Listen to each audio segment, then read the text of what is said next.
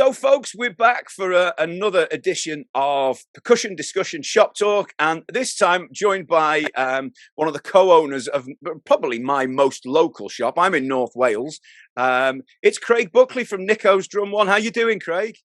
I'm great, Matt. It's great to see you. How you doing? Hey, likewise, mate. I think it was the UK Drum Show when we last caught up, and I can't believe that was April already, and we're almost. I know we were only talking about that yesterday. Time flies, and of course we've had a NAM since then as well, haven't we? We went across the NAM as well. So absolutely, yeah. So time's flying, and so yeah, we thought we'd concentrate on Nicko's Drum One. I mean, it's quite a shop, isn't it? Let's be honest.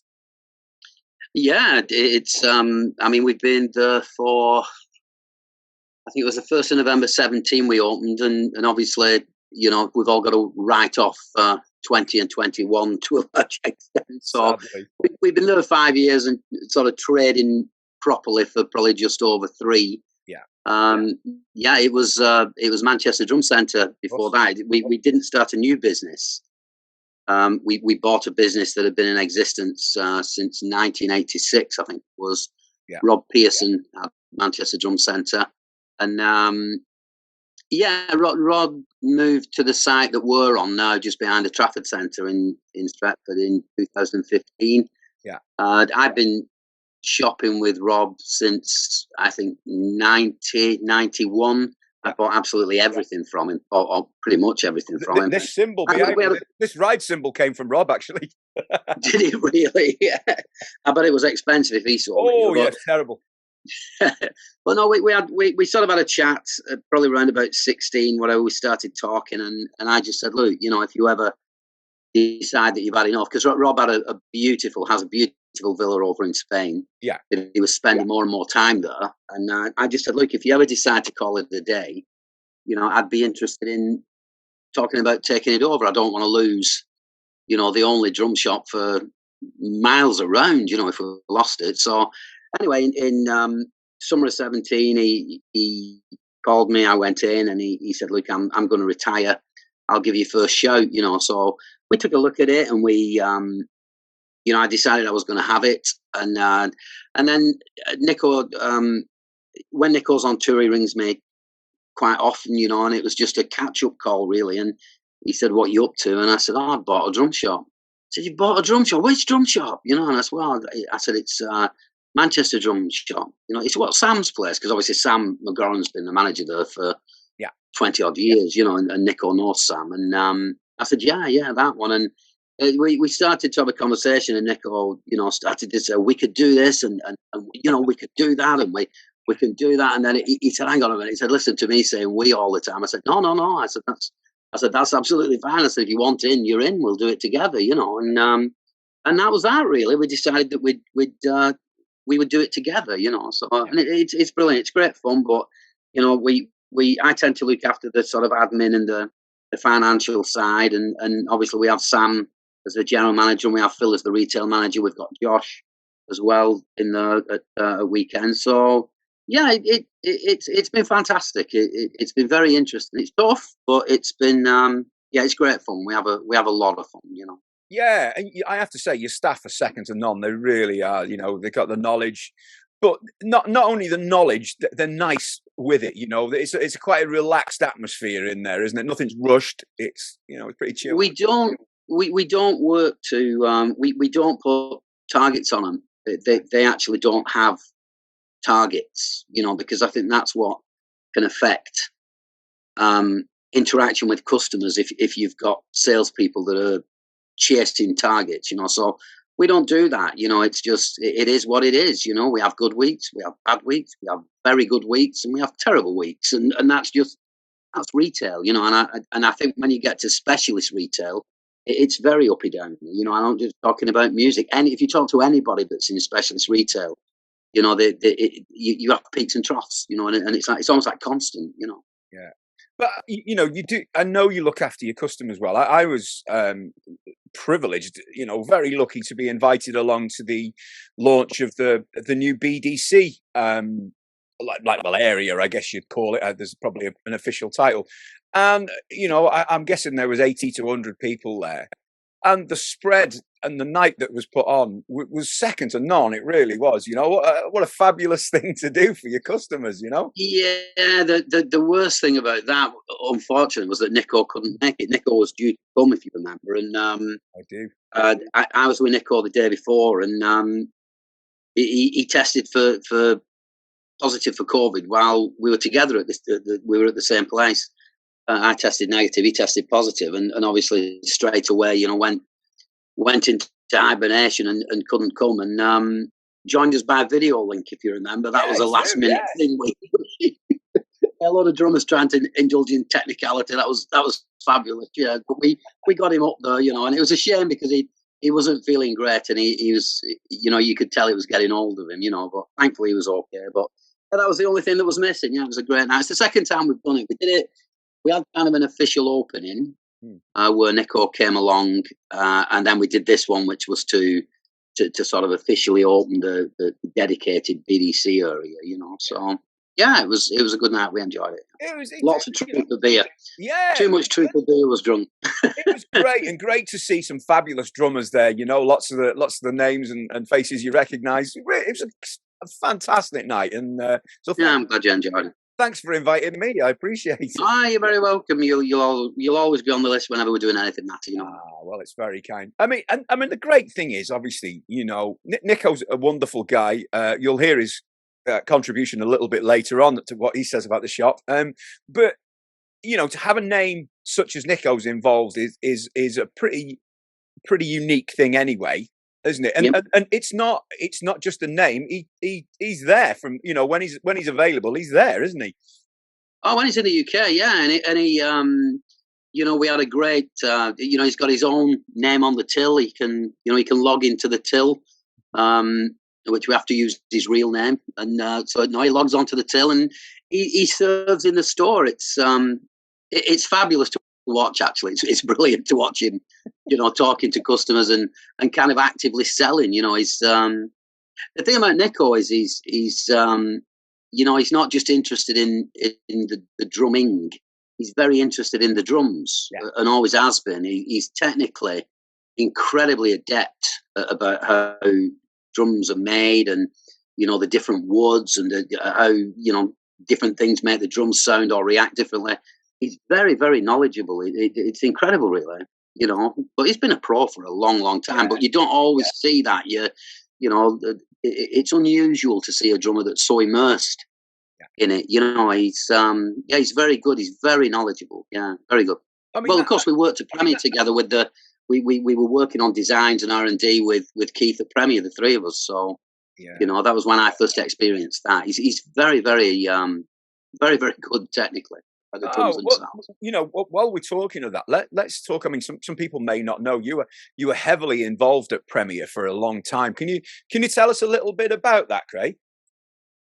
Yeah, I was. I went into Premier as the consultant general manager in June 2000, and I don't know if it was 10 or 11, Matty. I can't remember now. I'm getting old. And it was basically the chairman and I, a guy called Ken Tonkin, agreed that I would go in for 6 months, and it was more to look at the structural side of the business and try and look at where they were and internally have a look at it. And I agreed to go in for 6 months because I had my own audio distribution company. I'd just started an AV installation company. So it didn't come at a great time for time, if you know what I mean. But there was no way I was going to say no. You know, I've been playing drums since I was 4 years old, and me, like everybody else, my first it was an Olympic. You know? Yeah.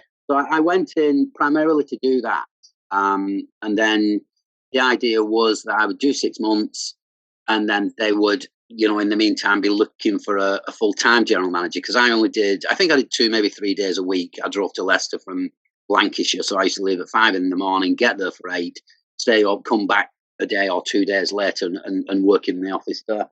And it was a fabulous team of people. You know, we very quickly, you know, sorted it out, got everybody into, you know, everybody working together in the same part of the office, because it was quite a big building. Got everybody into one side, everybody working together, everybody chatting, you know, open plan. I like open plan. I like staff to be able to communicate. And we really made significant headway. But over the period of time that I was there, I mean, one of the very first things I did, actually, so it is relevant, was Colin Tennant, who was the marketing director, came in to speak to me, and Nicko was actually out of contract. He was still with Premier, been with Premier for 20 odd years, but his contract was needed signing. So I said, well, that's got to be an absolute priority, you know. And we flew out to Paris. That was where I met Nicko for the first time. I think 2 or 3 weeks after I started at Premier, and it was to talk to him about the Spirit of Maiden, perhaps going out doing a clinic tour. That was when I first got involved with Nicko, really. But the wider Premier story, when I'd done my 6 months at the end of November, I sat down with the chairman, and the chairman said to me, look, where are we? What's next, sort of thing. And I said, well, look, I've spoke to most of the dealers in the UK, most of the distributors around the world. And the thing that we're lacking is British manufactured. That's what everybody's saying to me. You're Premier, but you don't make drums in England anymore. I said, so as it was kind of like my parting report. It was meant to be. I said, you really do need to look at making drums in England again. And he said, well, how are we going to do that? I said, well, not the easiest thing to advertise for. So, not like advertising for an IT guy, wanted drum builders. Quite specialist. So he asked me to stay on. He says, is there any way you can stay on for a little while longer and check this out? Let's see if we can sort something out. So we kind of reached the idea that maybe we could get some drums built under license in the UK, some Premier snare drums maybe. And Steve White obviously knew George very well, George Frederick, and Steve knew Keith Keogh at a company called KD Drums. And George said to me that, this lad might be the one to have a look, So this, I think, would be my Wednesday at Premier. I rang Keith within 10 minutes of George telling me. I said, can I come and see you? It's Craig Buckley, General Manager at Premier. He said, yeah, come along. And I went the day after. And I said, look, we're just looking for maybe a range of British snare drums, 2, maybe 3. Are you interested? And Keith said, yeah, definitely, And then those sort of discussions were going on. And then I think like a week later, Keith rang and said, look, what about if I come and work for Premier? I'm happy to come and do that, but you got to take the guys that I've got with me. And so I said, yeah, let me speak to the chairman. So I spoke to the chairman. He said, yeah. So then we then had to reach I said, look, if I'm going to do this and I'm going to spend more time in Premier, this factory is going to have to be near me, because I've got the other 2 companies in Manchester, the AV companies and the distribution. So Keith and I drove around and we found an old kitchen manufacturing plant in the next village to where I live in Lancashire, which was absolutely perfect. And in December we moved in, and in January we went to NAM and we showed Premier snare drums at NAM. Oh, that quick? Yep. Yeah, absolutely that quick. Yeah. So on November the 30th, I had not met Keith Keogh, and I think January the 21st we were showing Premier snare drums. Yeah, that was the Spitfire, the Lancaster, and the Hurricane, the 3 British snare drums that we brought back. Yeah, so and that was Premier, and then I was there till 2013. Yeah, and sadly there was a bit of a disconnect about British manufacturing. It is expensive. There's no doubt about it. But I sort of left a year before they closed the manufacture, and they were making great strides, winning awards, the brand awareness. The British products were absolutely beautiful. Keith is incredibly talented, and we had some really exciting. Keith is a really exciting guy to work with. Actually, I mean, I'm involved with BDC in a consultancy role, which we can talk about if you want to later. But what we did with the at Premier, obviously, I was wholly involved with the R&D with Keith and that, because I mean R&D only really from a listening point of view and saying what I liked. Yes. Keith was driving it, but I there were so many days over that 2 or 3 year period that I worked with Keith that were, I'll never forget. There were certain things, every now and again. One of the things I remember, there were 2 things we did that stick in my mind. The one thing that I remember is that Nicko was obviously our endorser. He'd met Keith then, and we were kind of involving Nicko more and more because he was so interested in being on the development side. And I said to Keith one day, I said, it really irks me. I said that he plays a 402.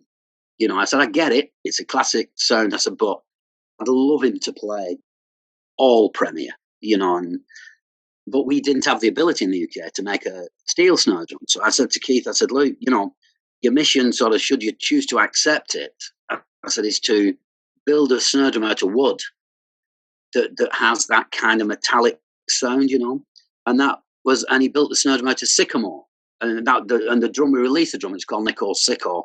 And it was his signature snare at Premier, and Nicko used it. He put it straight on his kit and he used it. It was, and I think that turnaround was like a week. Keith tried different things, but I think the best story I've got about the R&D about that entire time was it would be 3 o'clock. Seriously, Matty, it must have been 3 o'clock in the afternoon.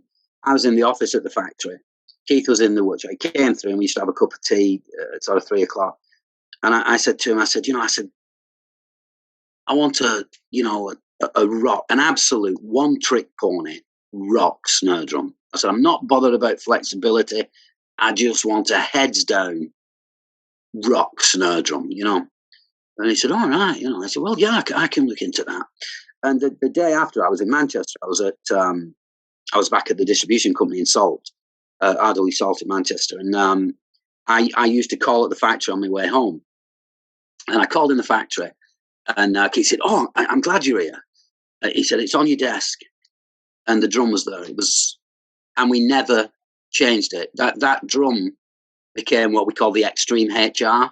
Oh, yeah. And that drum was discussed, R&D'd, designed, built in less than 24 hours. That's unheard of. And went to market as well. We never changed it. The model that Keith put on the desk, it was never changed. You know, and that's and you know, as crazy as that sounds, it's that sort of thing's so exciting to work with someone that can turn a conversation and an idea into a product. You know, 24 hours later was and things like that used to happen to us all the time. You know, we had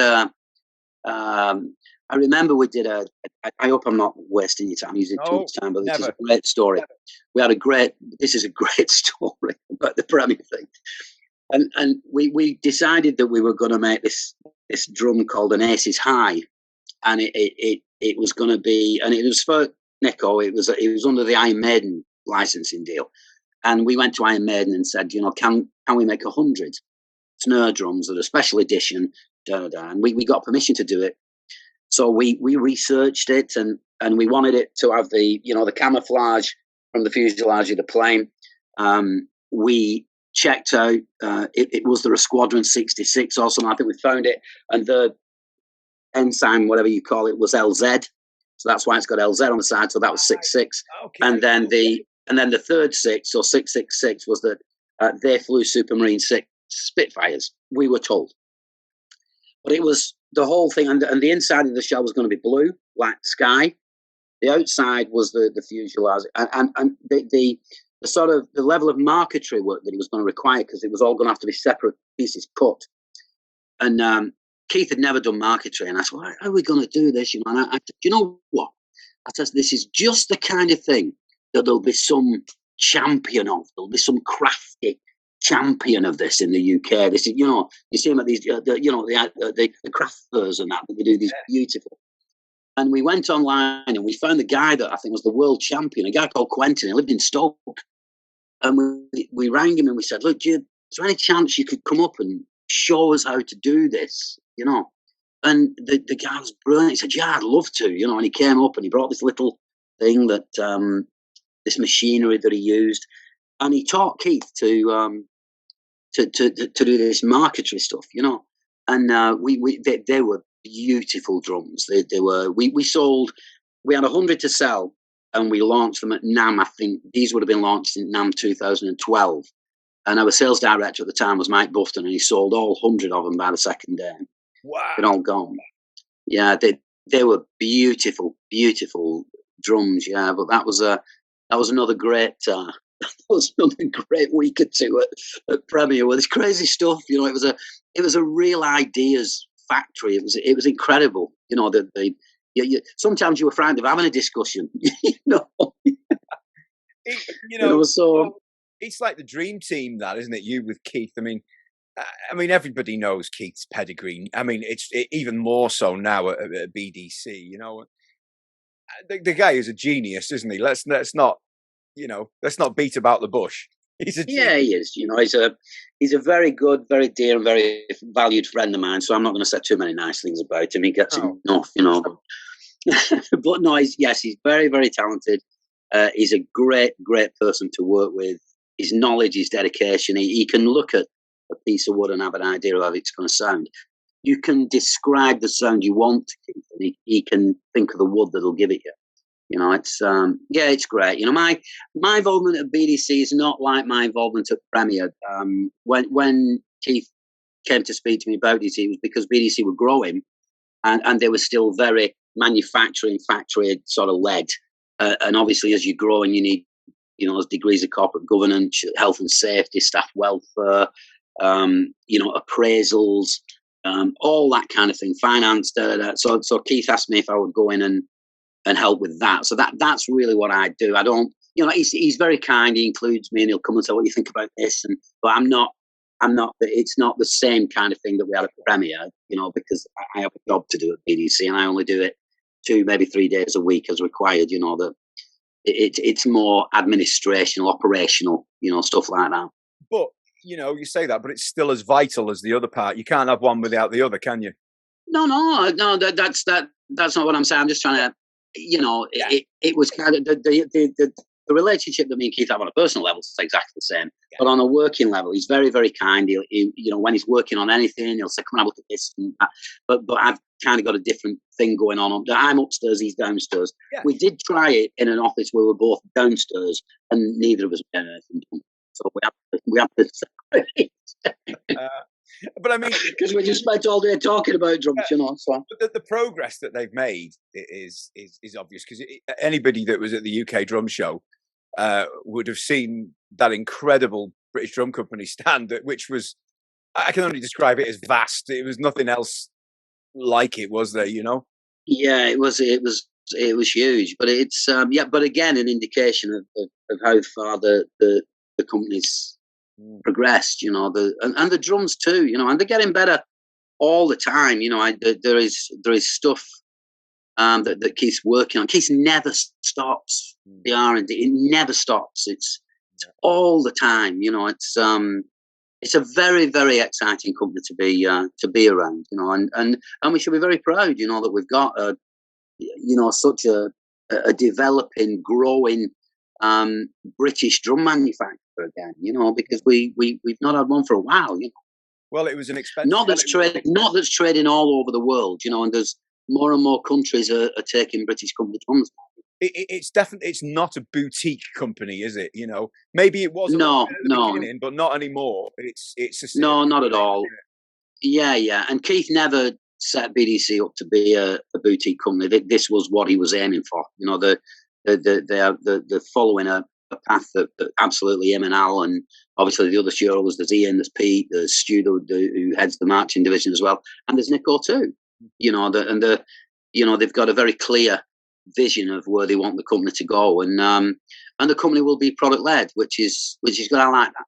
You know, it's all about the products and about how they sound, and you know, the marching division is growing at a rate that is difficult to keep under control for them. You know, it's absolutely amazing. But the drums are different. They're beautiful. They sound different. They project better than some of the competition. You know, it's lighter. It's an exciting place to be. Yeah. Sorry. And lighter as well, from what I remember when I've been to. Yeah, well, that's very important in marching, obviously. Yeah. You know, so but they make all the drums for the Royal Marines. I think the Irish Guards or the Scotch Guards are using them now as well. It's growing all the time. It's growing all the time, you know. So no, they're doing a great job, but I'm afraid I get to be involved with the more mundane and boring aspects of the well, I know the UK Drum Show was an expensive weekend for me, as I purchased this beauty behind me, the radio. Oh, is That's it behind me. Oh, that's right. Is that the Legend or the Lounge? It's the Lounge. Is it a Lounge? It's a Lounge. It's in the Ravenglass, yeah. Lovely. That's right. I remember somebody telling me you'd bought it. Yeah, brilliant. Do you like it? Yeah, love it. I wasn't buying anything that weekend. Yeah, no, there we go. But it happens that way. I mean, we've seen a Drum One. We started doing BDC pretty much from the start. Really, we started to do it. Long before I was involved with BDC. And we found it was the snares that broke for us first. We kept punching at it, and we broke it on the back of the snare drums, really. And then the snares started to move and turn regular, and we were restocking all the time.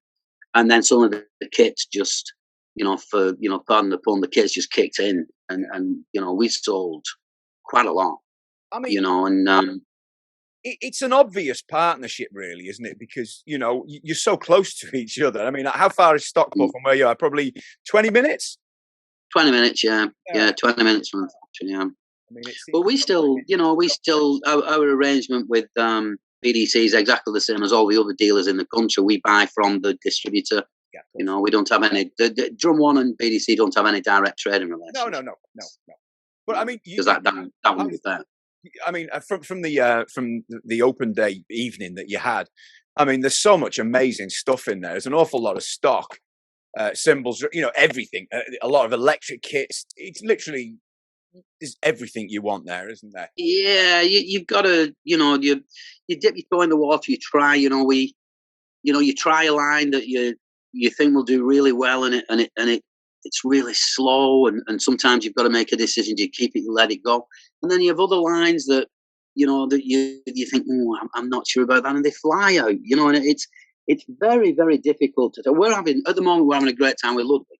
Mm-hmm. And we've not really done Ludwig for a while. We've dipped our toe. We've always done Ludwig snares, and we sell lots of them. But Ludwig kits were always a real tough one for us, and were for Rob as well. But yeah, last month we did 2 last month. Two classics, top of the range thing. Yeah. It just, like I said, it ebbs and flows. Tama's very popular. Gretsch has always been popular for us. We do Sona, although Sona's sort of dropped down a little bit. Will be coming back. They've got a new rep now, and so I think Sona will be re-established in the UK again. But yeah, it's weird. You can't say, well, we do really well with Adam. That's our key line. It doesn't work like that. You tend to get runs with stuff. It's odd. It's sort of like BDC, for example. We had I think we had a month where we did 3 or 4 in a month, and then it'll go quiet, and then the next month you'll do really well with Tama or something, and then the next month you're selling all different ones. You just can't. It's so difficult to predict, but that's what makes it fun. It's very unpredictable. As long as something's going out the door, that's all right. That's it. Yeah, you've just got to. We've always got our eyes on. Like I said, we don't set targets, but we know really what we need to do. To keep the doors open. And yeah, it's fun. We Nicko and I didn't set that business up to conquer the world. It was something we really wanted to do, and because we didn't want to put anybody under pressure, it makes it easier for us to do it how we want to do it. How in our eyes of how it should be a drum store. Emporium. And as a space, it is huge. There's a lot of stock in there, but it never feels cramped in any way, does it? I mean, no, and that's Pesky, really. That's Phil. He's really good at that stuff. The display side of things. They're both great guys. Sam obviously has been there forever. He's part of the fixtures and fittings, but Phil's been with us. I think he's in his 3rd year with us now. But if it's quiet or whatever, Phil will just go and change the shop hand. He'll go and change it round so it looks different. And I think that's important for customers. When they come in, I think it needs to look and fresh as much as possible. And yeah, we like how it looks. You can always change. Every time I'm in there, I'm thinking, maybe we should move that, or maybe we could do that. But at the end of the day, it's doing its job for us. it's a pretty exciting place to be. You know, when we put the coffee machine in, that really did it for us. You know, we put £2 on the coffee. You said coffee £2. I don't think we've ever took a single £2 fee for a coffee. You know, they just, you know, somebody buys a pair of sticks. It's a qualification for getting a cup of coffee.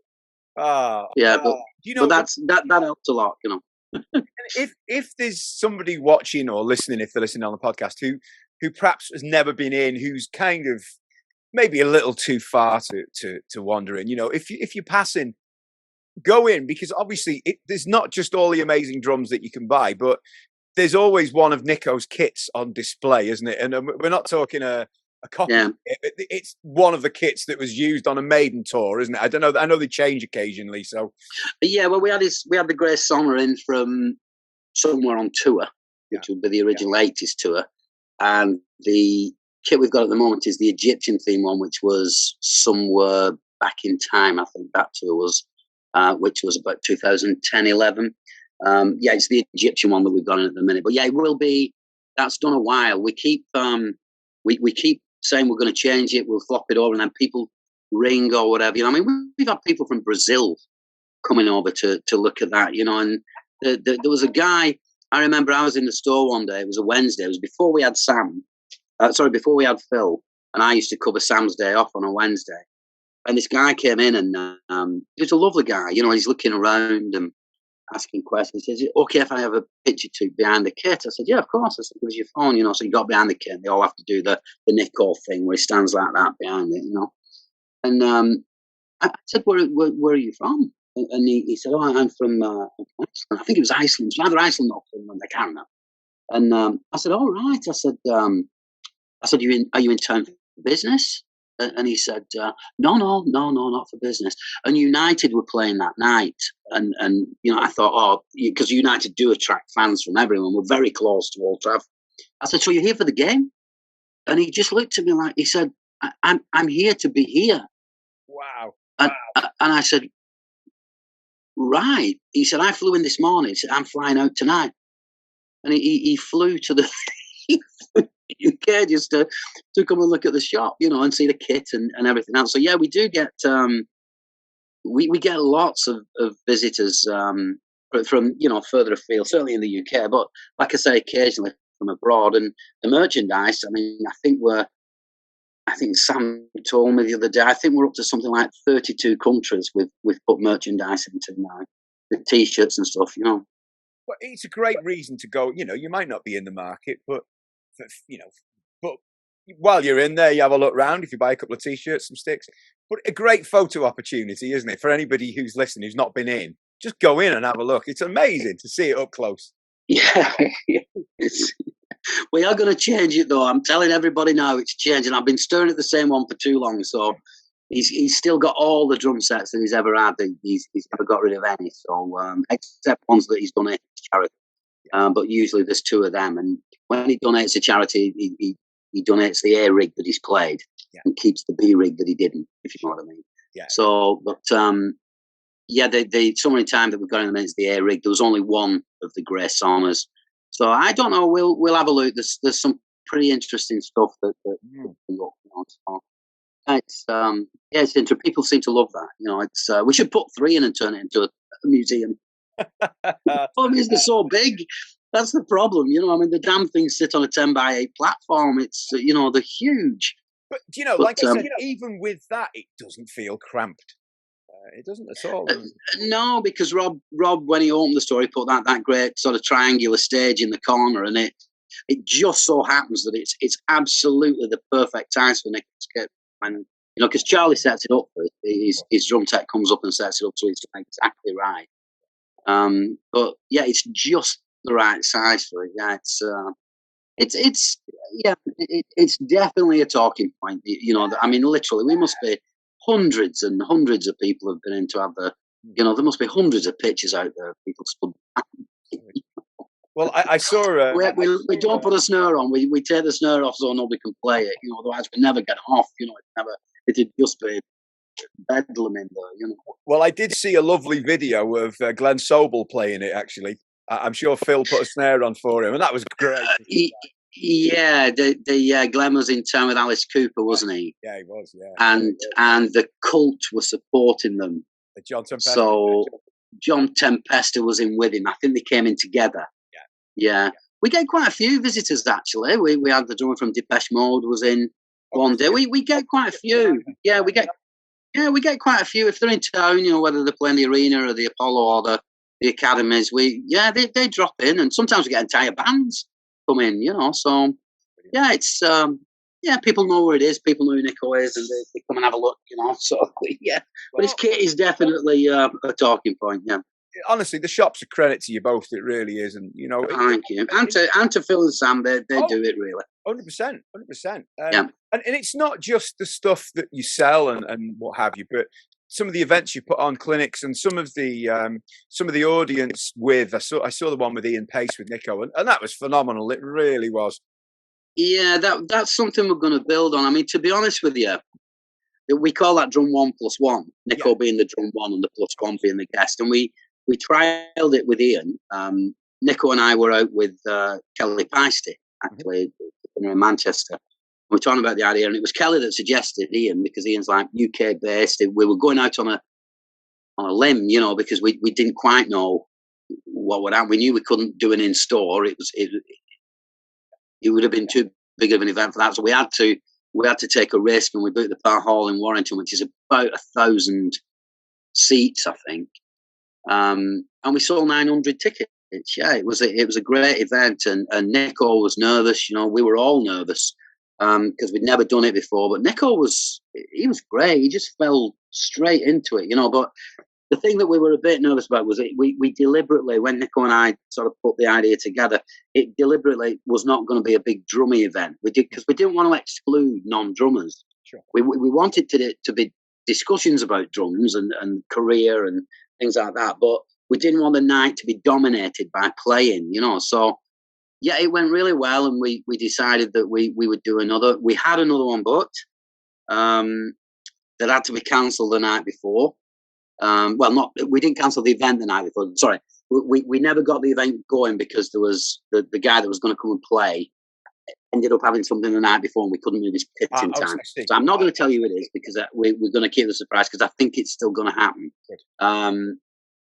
We've got about 4 or 5 drummers that have said they'd like to do it. You know, so it's amazing. Really, we you know, there's a couple of drummers that don't like doing clinics. And when Nicko's explained it's not a clinic, here's what it is. There's only a bit. They're like, oh yeah, we'll do that. You know, that'd be great. You know, and so yeah, we're looking forward to that. And then we've got the Nicko. We're working on this Drum One TV idea, and you know, we're going to do Drum One plus one online as well. So we'll be able to, you know, and then we're going to do. The plan is that Nicko's going to break down some of his songs. So we're going to do the Drum One TV channel. Some things will be chargeable, some things will be free. You know, it's just going to be a whole extra thing on the website, really. You know, so but he's very keen to get it going. But you know, you know, that band is in. Do keep him very busy. So we got a slot in between. You know, they're kind of doing all right, aren't they? What is it, Iron Maiden? Yeah, if they keep their heads down, there might be a career there. You know. Oh, amazing. And you know, before we go, I mean, tell us a little bit about Craig Buckley, drummer, because I don't know anything about your drumming history as a drummer and a fan of drums. Well, I come from my dad was in the local marching band, Church Lads and Church Girls Brigade band. He was a drummer. My elder brother, Glenn's 8 years older than me. Glenn was a drummer. And so I can't remember not being around drums. I can't remember the time that, and I remember the drums were too big for me. I was like sort of 4 years old, and I was completely, I didn't know anything about playing drum sets then, and didn't really have any interest. It was odd, really. I just wanted to march with a drum, you know. So the drums are too heavy for me, so my mum gave me the Tupperware biscuit barrel tin thing that we had, and I used to tie it to my leg with a Liverpool scarf, a Liverpool football scarf. I got this. My dad got me, or my brother got me these sticks, and I used to march up and down the hall and up and down the hall. And then I got into the brigade band when I was, I think, 10 or 11. Played with them till I was 16, 17. Then I went away on tour. I was a tech. I was a backline tech for 4 or 5 years. But then I started playing drum set when I was, I think, probably 11. I was 11 when I got the Olympic. And then I think I'd be about 14. I mean, it was a beat up old thing. It was, I had the back bedroom at the house, and my brother came into the room and he said, I don't know if you're any good at this. He said, because we can't tell because it sounds so bad. He said, get in the car, and he took me to Wigan and he bought me a brand new, remember the Maxwin kits, Maxwin by Pearl. He bought me, my brother bought me a brand new Maxwin kit, a set of Feisty 101s. So that was my first real kit when I was sort of 14, really. Then I started playing in bands from age 16, really, and finished, I think about 2-3 years ago. I've got a frozen shoulder. I'm struggling like mad with me. I can play like that, but I can't turn. I can't. So maybe I'll play again. I don't know. It'll depend on my shoulder. It can take I've had surgery. I've had treatments, procedures, but it can still take a long time apart. But no, I've been playing so I'm 54, so 50 years ago was the first time I had a pair of drumsticks in my hand. So who's the drumming idol for you then? It was always Cozy Powell, and the only reason for that, really, to start with, was in the brigade band that I was in when I got in when I was sort of 10 or 11. A friend of mine, who was again a little bit older, started calling me Cozy. It was, and I'm like, why do you keep calling me Cozy? You know what I mean? So Cozy Powell, And so there was no web in them. So you ask, and I went out and I bought Rainbow Rising, and that was it. I was absolutely hook, line, and sinker. That was it. So Cozy, and then. Oddly, Phil Collins always. Phil Collins has always been an idol, if you will, and then Nicko. I remember when 82, 83. Me and my best buddy in the world at the time, Ashy, we were inseparable, and we went down to Wigan and bought Peace of Mind. We chucked in. I don't know if you call it that. In the north, we call it chucking in. We showed the thing. We chucked in for it. Without spending money, and we went back to his house because we needed to know who this upstart was that had replaced Clive in, because we were huge Maiden fans. We'd got the first 3 albums, and to be perfectly honest with you, we put the needle on the record, and the opening of War Eagles Day, that it was like, this guy will do, he'll be all right. Amazing. So them 3 really, Nicko, Cozy, and Phil Collins. Really, they were the 3 that they were the 3 that I was kind of mesmerised by. Phil Collins is the thing that I loved about Phil Collins was you didn't need to see him to know it was him.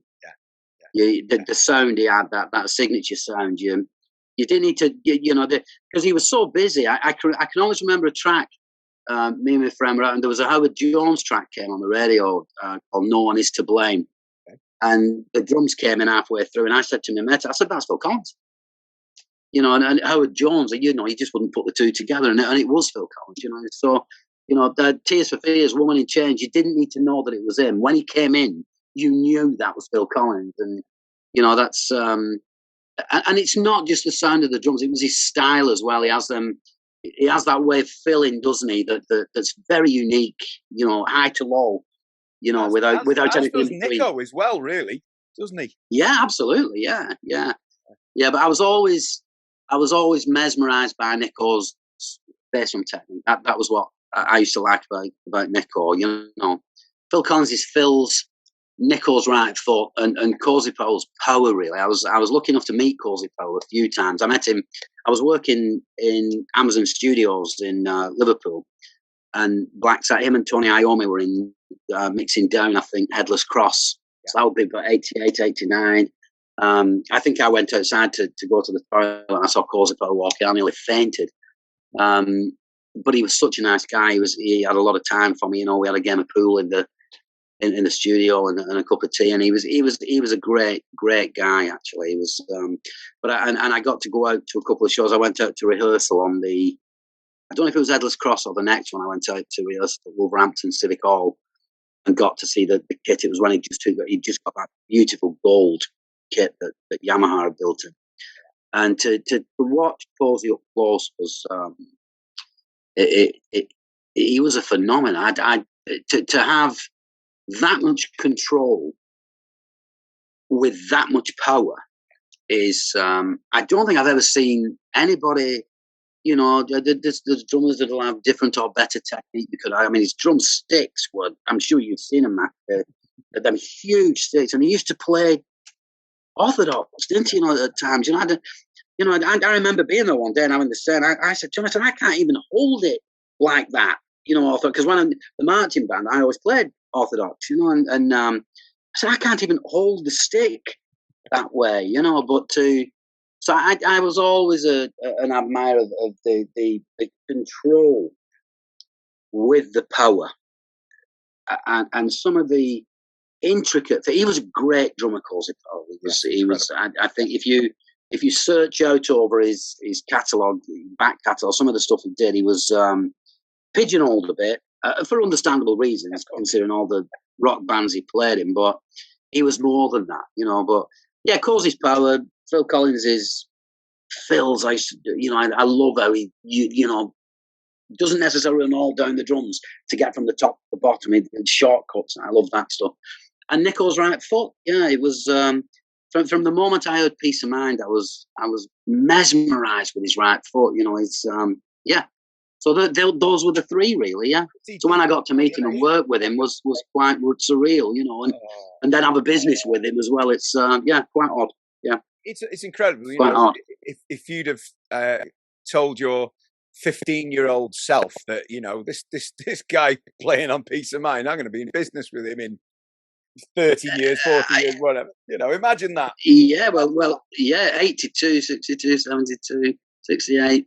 70, so 14, yeah. The first time I came across Nicko was 14 because I hadn't heard him in Pat Travers or in Trust. That was the first time, you know. And I can see me and Ashy now. We were sat in Ashy's front room. I can see us now, sat there taking it out and putting it on. And the minute we're Eagles do, we're like, yeah, he's just going to be fine. Yeah. All right. Well, look, Craig, I'm going to hand over to your partner in crime now, who we've spoken to a little bit previously with. So get his views on the shop, and hopefully it'll match up with what you said as well. I'm sure it does. Let's hope so, yeah. But look, thanks so much for your time. I really appreciate it. So no, thank you for asking me. No, and the website will be in the description, and you'll be able to find it all. So it'll all be there. So I really appreciate it, mate. Thank you very much. So Matt, it's been a pleasure. Thanks, Matt. Thanks, mate. Bye bye now. See you, Craig. Bye bye. See you later. Bye now. I know your partners in Drum One in Manchester, and that's a great drum shop. Was that part of the reason for doing that, Nicko? Because it's a hell of a shop, isn't it? Let's be honest. Yeah, well, it's weird because, you know, had I not spoken to Craig Buckley, my partner, and you know, we'll segue this into BDC in a bit after this story, if you like. Okay, Craig Buckley was the GM at Premier. He Ken Tonkin, who owns Premier, headhunted him, and Craig had his own audio company, and he worked with Bose for a long while. He's very street smart, street credibility with all the, you know, the art of the business deals and stuff. So anyway, Ken headhunted him around 2010 or around whatever that period, 10 years ago. And he became GM. So I got to know him very well, and he was a big fan of my Iron Maiden and myself. Yeah, sure. And so that we had this great friendship started through Premier. So moving on until we've been open now a couple of 3 years. About 4 years ago, he said, I've got a chance to acquire the Manchester Drum Centre. The guy's selling it. And I got, oh, really? Oh, that's nice. And we're chatting away.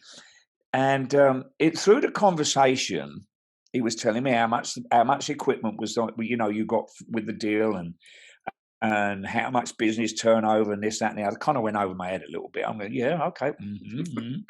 And I said, so he said, I'm going to go to the bank and get it. I said, how much are we going to spend on that then?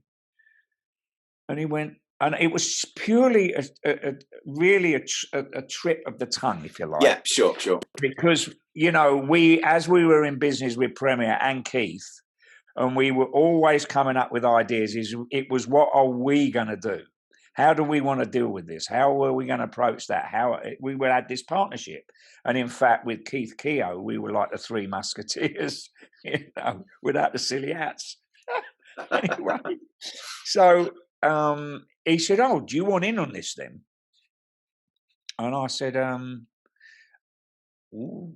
And something clicked in my mind to what it was like when I was a 12-year-old kid going into Berry's music shop in Green Lanes in Haringey. Yeah. And I thought, God, blimey, owning a drum shop, that's something I've not really ever thought about. It never crossed my mind until that time when he said, you want in then? So we discussed doing a partnership, and that's how that started. And of course, when Craig, obtained the shop, and then we started the plan of how we were going to present Nicko McBrains Drum One, and sure. Obviously at that time I just moved in with Sonor. I've had my Premier, so I had my Peisty legacy. Yeah. So it was. I said, well, we've got to have a Planet Peisty and a Sonosphere. So now that's obviously changed. So we've got a new British Drum Company area. Let's just talk a little about. I mean, that is a stunning shop. I've got to be honest. Incredible. Every time I've been in there, I'm like, it's like I'm going into that shop when I was 12 years old. And there's all people in there like, Carl, can I have your autograph? Can I do it? Give us a 5 minutes. I've just got to pop upstairs and see what the guys at Ludwig have got up there, and the DW line and all this. And people that aren't drummers don't get it. No, of course not. They just don't get it. It's like a car freak. I can try and give people, say, do you like cars? My Ferraris are my favorite. Well, that's what I'm like with drums. You've got this thing about motor cars. It's drums for me. That's my passion. Still have that. Matty, have you got any other questions you want to ask? Then forget it. You've been an absolute gent, Nicko. Thank you so much for your time. I really appreciate it. My friend. Anytime. I look forward to meeting you in person, mate. Hopefully so. Take care, mate. Bye-bye. Ta-da. See you, Nicko. Everyone. Bye-bye. Bye-bye.